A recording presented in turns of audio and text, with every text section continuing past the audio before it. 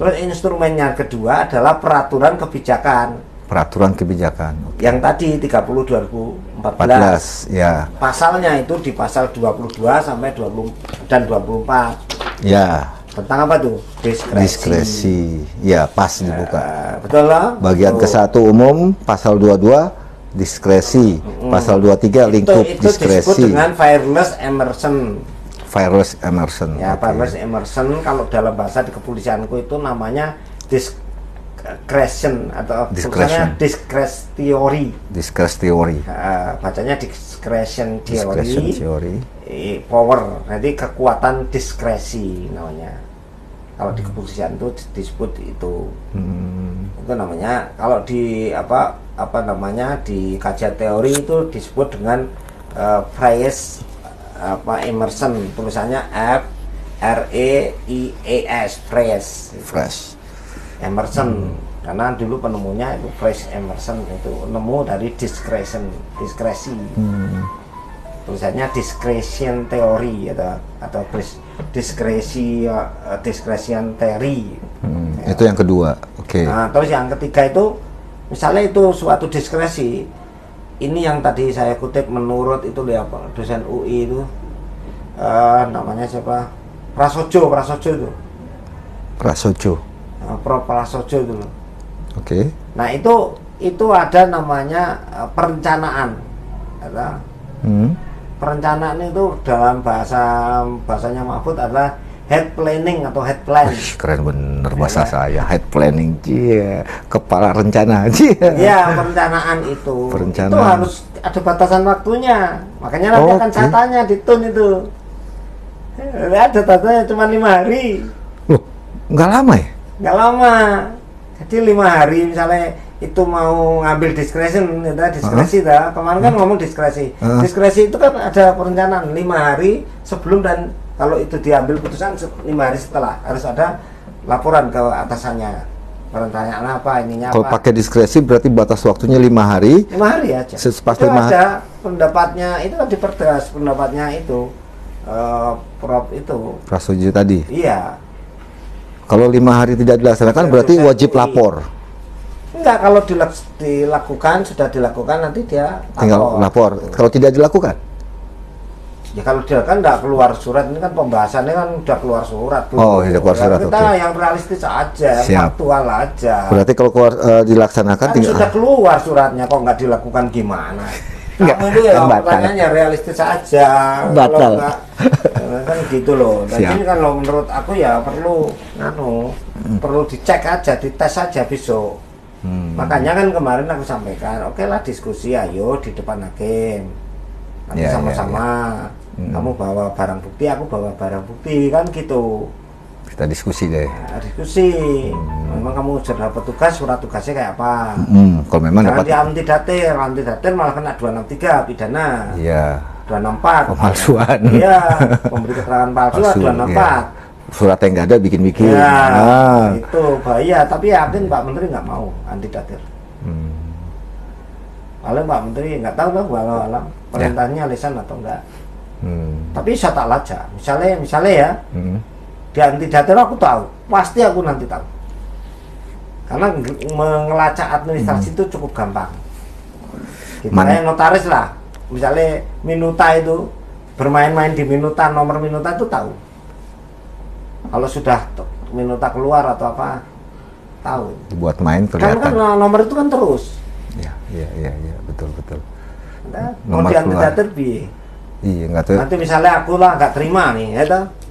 Aku nggak terima dengan itu, aku minta di laboratorium. Bener nggak itu suratnya? Bener nggak penomorannya, bro? Boleh loh. Ya iyalah, nomor kan urut. Tiba-tiba mau nyelak di mana? Nah ya, di laboratorium lah. Masa 10 Pidana, masa mau ambil resiko pidana? Iya, masa nomor 10 Ya, 11 kalau dinyelipin. memang nggak ada, sudah selesai kok itu. Misalnya nggak ada nih surat delegasi dari menteri, nggak ada nih. Batal demi hukum. Kalau misalnya ada Pak, ini kan delegakannya bersifat umum, ya, suatu putusan ini. Ya itu harus ada ke dalam hukum administratif, prevent of evidence itu kan tidak bisa seperti itu, sifat umum. Iya. Misalnya kuasa, misalnya ya tolong, misalnya ini perhatikan ya, misalnya ini koperasi nih, kan rapat tahunan kan ada, terus kamu mau pinjem nih, Kamu mau pinjam, kan harus minta lagi, kuasa lagi dari anggota, minta putusan anggota lagi. Iya betul. Kan nggak bisa kalau itu kemudian dipakai rapat tahunan itu dipakai, nggak bisa. Iya.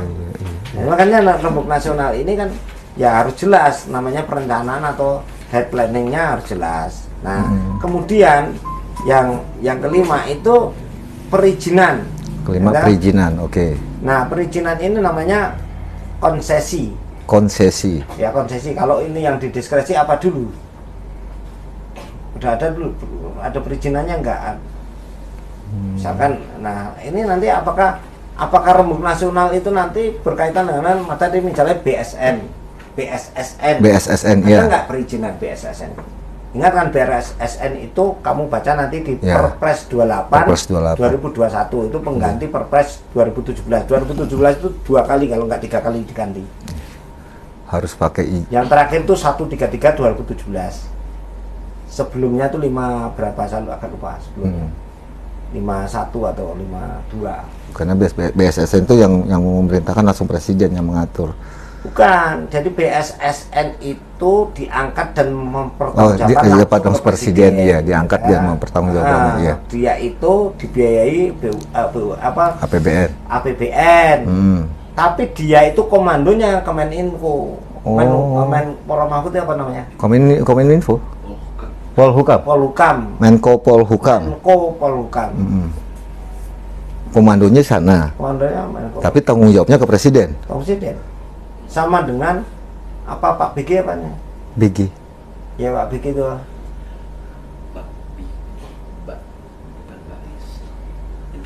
Intelijen BIN. Nah, BIN itu langsung presiden tuh, tanggung jawab langsung presiden.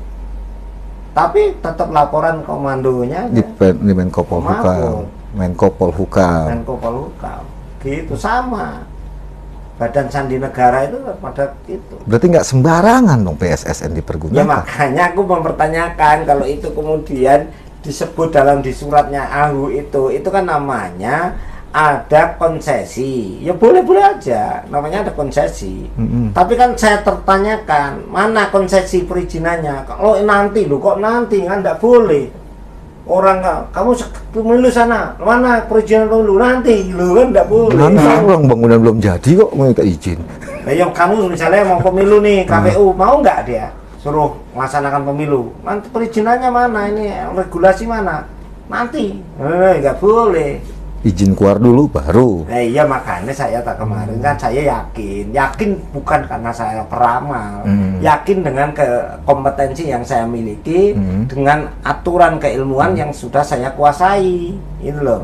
Iya. Hukum acaranya saya belum begitu menguasai, tapi materi hukumnya, cuman saya kan diajari, di dalam hukum perdata maupun administratif itu kan beracaranya kan sebelumnya kan formil, boleh diarahkan hakim.